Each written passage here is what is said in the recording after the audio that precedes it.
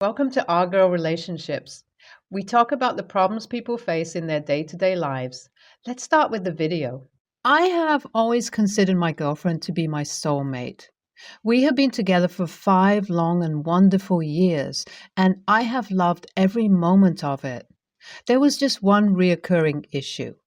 She kept gifting me the same thing over and over again. At first, I didn't mind, but after a while, it started to feel repetitive and thoughtless. I love her, but I just wish she would put a little more thought into the gifts she gives me. Who would have thought that something as trivial as gifts could cause such a huge rift between us? But it did. We had an incredible year with so many memories and a lot of plans we had made for the future. I dropped so many hints so she would know what she could get me because I thought maybe she just wasn't good at it, so I was determined to help her learn. Since we started dating, I never once gave her the same gift, except she asked for it. I always came up with something thoughtful, and for someone who loved receiving gifts, you would think that she knows how to pick gifts too. God knows I couldn't take one more watch as a present. Don't get me wrong, the watches were always elegant, but they were too predictable and I had grown tired of it. This year was the first time I intentionally threw hints at her for what I would like because I decided to take responsibility. I'll say things like, I'll really like to have that, or this would fit me well, or I see this in my nearest future, just so that she can catch my drift. I really hoped she got it this time. Sitting at the dinner table, I couldn't help but feel disappointed at seeing another beautiful watch. That was it. I couldn't take it anymore, so I decided it had become a problem we needed to talk about. I wanted to understand her thought process because I don't think anyone likes to get the same gift every year. I scanned my mind for ways to bring this up without causing problems, but I realized I just had to say it. We needed to have an honest conversation, and that was what we would have. I was nervous, but I knew that if I didn't say something, I would end up holding on to this resentment forever. When I brought it up, she immediately became defensive. She told me that I was being ungrateful and that she put a lot of effort into finding the perfect gift for me. But I could tell from how she talked that she wasn't truly invested in finding a solution to our problem. The conversation quickly escalated. Before I knew it, we were shouting at each other. My girlfriend accused me of not appreciating her, and I accused her of not putting any effort into our relationship. That's when she let it slip. She said, "I only buy you the same thing because I know you like it, and it's easier for me." I was stunned. All these years, I had been under the impression that she was just being lazy and thoughtless with her gift giving, but she was just trying to make things easier for herself. I felt like she had taken the last 5 years of our relationship and thrown them down the drain. It dawned on me that this was the same attitude she had with everything else that had to do with me. She did the barest minimum and made no effort at all. She already knew I loved her, so there was no point trying. Another thing that this scenario pointed out to me was the fact that she was selfish, and I couldn't count on her. She only cared about what was best for her and didn't have my interest or well-being at heart. Different other events came to my mind, and they all seemed to have this theme. I remember she came by my house one time. I didn't have what she wanted to eat because I hadn't gone grocery shopping for the week, so I gave her my credit card to get whatever she wanted. She returned with some items to cook and noticed she had picked a rotten item, but instead of throwing it away, she cooked with it. When the food was ready, she served me very enthusiastically, and when I asked her why she wasn't eating, she said she was no longer hungry. That was surprising because she was the one who complained of being hungry. I probed, and she finally said it was because she cooked with the rotten item, And next thing, she wanted to go home. I knew it was because she didn't want to eat the food and was very hungry. So she wanted to go home to get something else. It dawned on me that just like this gift situation, she was never going to have my best interest at heart. I loved her deeply, and lately we have been speaking about getting married, but I don't think I can do it. Marriage is a lifelong commitment, and if I commit to someone, I need to be sure without any doubt that I can trust them and that they are committed to me in the same way, if not more. I didn't see this for us, no matter how much it hurt. This had to end. The next day, when things had settled down a bit, I asked that we go out and I broke things off with her. She pleaded with me and promised to do better, but I couldn't accept it. It wasn't just the surface issues we were having. It was a sign of a deeper problem, and if we were not even married yet, and I couldn't trust her, then there was no hope for our marriage. I told her I was sorry, but I took my life seriously, and with the turn of events, I didn't consider us a good fit anymore. It was a difficult and emotional decision, but I knew it was right for me. I needed someone who would love and respect me and make an effort to be considerate and thoughtful in our relationship. It had been 2 weeks since our breakup, and most of my family members thought I was overreacting. I don't know what she told them. Frankly, I didn't care. I don't blame them, though, because they were expecting me to tell them we were getting married. Instead of that, we had broken up. My mom asked me why I wanted to throw away a good 5-year relationship. They didn't see all the things I saw, and I was the one who would be married to her, not them, so I didn't let them sway me. It was my decision to make and not theirs. My mom was disappointed because she thought she was getting closer to having her grandkids. Even after I explained exactly what happened, she was still blinded by my ex's charm. It was as though she could do no wrong in her eyes. It is either that or she just wanted to manipulate me into getting married so she could have grandchildren. I decided that I wasn't going to let anyone pressure me into marriage. I know that the perfect woman for me is out there, and I will do all I can to find her. Marriage is too important to make a mistake in. I don't believe in divorce, so if I was going to marry, I had to make sure it was the right woman. I am a grow old with you kind of guy.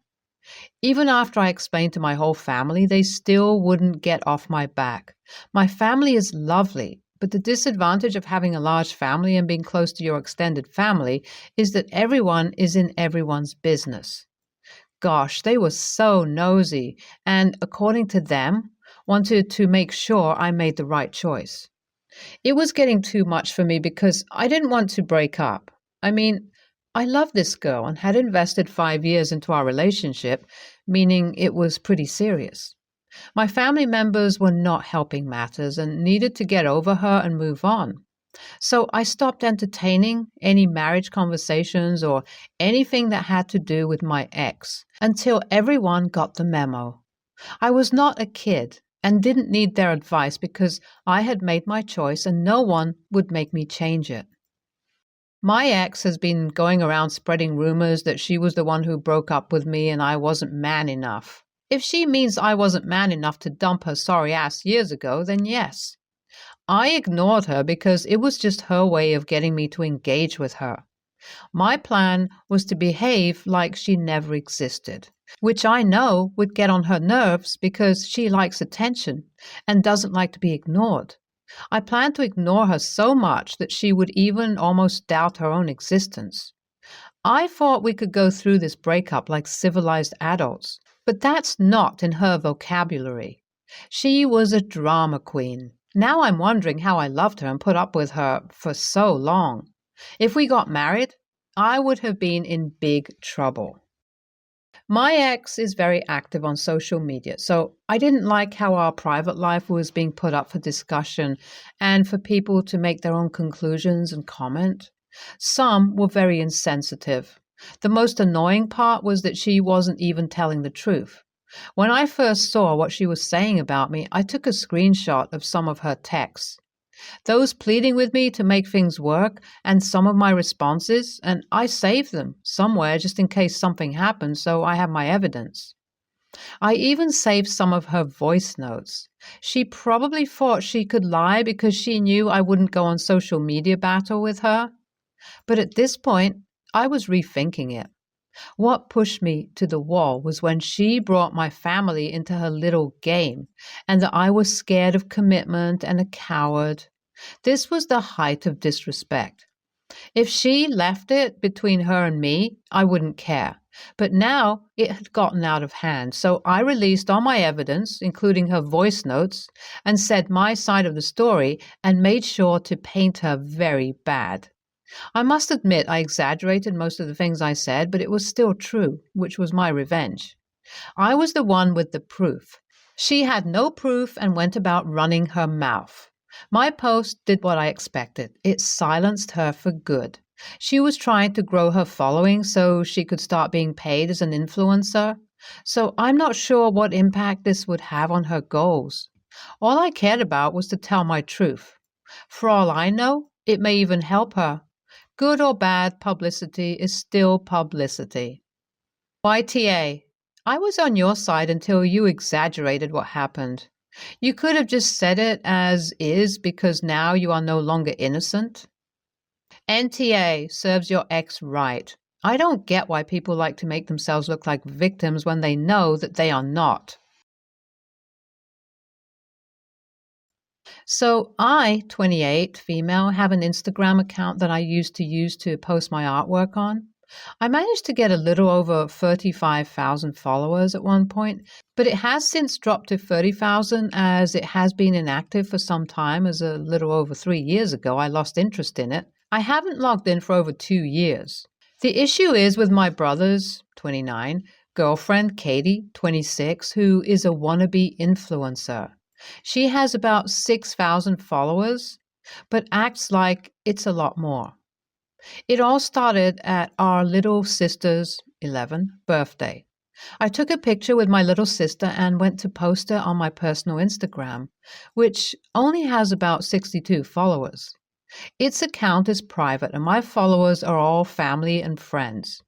Katie sees me and makes a comment about how I should build my brand more. My little sister, who dislikes Katie, was standing next to me, brought up my art account and how I have more than Katie on it. Katie looked confused and asked what she meant, so I explained about my old art account. Katie asked to see it, so I show her the account. Katie gave me a weird look and walked away, and I thought that was that. The next day, she was over at my parents' again. She pulled me aside and starts asking about the account, namely, how I managed to gain that following. I simply tell her the truth. I just started posting my art and people liked it.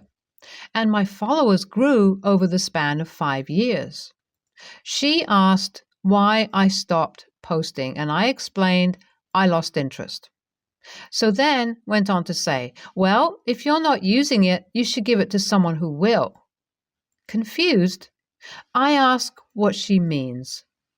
She said I should give her the account so she can use it since I'm not, saying it's a waste to have the account just sitting there. I tell her no, as I might want to start using it again someday. She gets mad and talks about how it's not fair how I have more followers than her on an account I don't use. She said since I'm not using it, I'm being selfish, and basically in lesser words, demanded I give it to her. I again tell her no, she can't have it, and she gets mad and walks away. My brother calls me up later and tells me she had been complaining about me all day, and he also asked me to give it to her. I tell him no, and that they need to stop asking. My brother groans and repeats what Katie said. You're not even using it. Why can't you just give it to her? I simply tell him no, it's my account, whether I use it or not. He then accused me of doing this to pick on Katie and also accused me of showing her the page to rub it in her face. He calls me the a-hole for keeping the account when I know how much Katie wants to have a following. I told him that I made the account and built the following, and I decided what to do with it.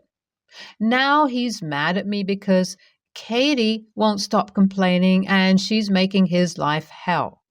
I now wonder if maybe I'm the a-hole here, since as of now I have no plan to use the account, and maybe I'm being selfish in keeping it. AITA for refusing to give my brother's girlfriend my abandoned Instagram account with 30,000 followers? Oh hell, NTA. Is Katie entitled to your Christmas present if it is something she really wants? Since, like, she learned that the thing in question existed, and you might exchange it anyway? Why not your paycheck? Not like you use all of it anyway, right? If Katie thinks that her wanting something somehow warrants any sort of obligation on other people, she needs to grow up and smell all the sand she's going to be told to go pound. And your brother seriously needs to stop enabling that behavior. She wants a following? Okay, build one. Be interesting. Maybe she is lacking followers because her personality is about as interesting as wet newspaper from yesterday. NTA, I don't think she's cut out to be an influencer. She can't even successfully influence you. The facts are, your followers will ditch her once she reactivates the account and starts spamming them with content that is different from what they signed up for. Even though the account is inactive now, you may want to reactivate it in the future. If she takes the account and pisses off your followers, it will negatively affect your own reputation, even if she's upfront about being a different person. I know we like to be anti-influencers on Reddit as if it's a fake job, but it takes hard work to build up and retain a following in the face of constant competition and changing trends. Overnight followers are not the answer to Katie's problems. Continuing to do the things that netted her the first 6,000 on her own account are. My mother lives in South America and I live in the UK. I've lived here for almost 15 years. I married here and had 2 children. When I first got pregnant, I begged my mom to come and stay with me for a couple of weeks as I was going to give birth to my first child and her first grandchild. We'd pay for her ticket, of course, but she said it wasn't her problem that I decided to have a baby on the other side of the world, and she couldn't come anyway because she had work and studies. I sadly had a miscarriage last month and almost died from complications. Hemorrhaged severely, went into cardiac arrest and had to undergo emergency surgery to save my life. I was telling a friend from church about it later and how after a scary situation in life, even as a grown-up, I still wished for a mommy cuddle. My friend called me a couple of days later and very kindly said she and her husband would like to pay for a ticket for my mom to come so we could spend the holidays together. I called my mom, who told me her passport was expired and a new one will only be ready by mid-January. Oh, that kind of sucks, I thought, but I guess I can wait a bit more. But then she told me that she can only come in February after my sister's graduation. At this point, I became so upset. I've lived here 15 years and not once did anyone bother to come and visit me. It's always my husband and I paying to go and see them at least once a year. They've always had each other for events like these. My parents were there for my sister's marriages, first births, holidays, when they're ill or going through hard times. I haven't had that and dealt with every difficult situation with only my husband by my side. I told her not to bother anymore and cancelled her ticket. Even almost dying is still not enough to get her to leave things for a while and come and stay with her eldest daughter for a few weeks. I'll spend the holidays with the only people who seem to care about me, my children and my husband. AITA? Guess I needed to vent a little. Thank you everyone so much for reading and responding to my post. I didn't expect this post to blow up like this. I think I'm ready to accept that my family moved on and I'm not exactly a priority. More of a second, third thought. I did think that paying for a ticket, again, would have been enough for my mom to want to come visit since all she needed to do was pack and drive the 20 minutes to the airport. Plus, as a South American, a trip to England is very much the trip of a lifetime. It's a sad realization that you're not as nearly as important to your family as you imagined, but I guess at least now I can move on. Thank you all so much for the good wishes, the lovely messages of encouragement and reality checks. I appreciate it. Happy holidays to all of you. NTA, there is very clear favoritism judging by how they treat your sister versus how they treat you. You have not seen them for nearly 15 years, and you are simply showing them the same amount of contact they showed you. NTA, your mom obviously could have visited you and has made the choice not to. All I want to say is that while you may not have any other family to rely on, you obviously have really great friends because not many people would hear about your struggles and then go to the action of giving you money to buy a plane ticket for your mother. So if you have the energy, try and spend time with and build up your relationship with the good people you have around you and keep your family where they are, on the other side of the world. I'm sorry for your loss, and I hope you and your family are coping as best you can.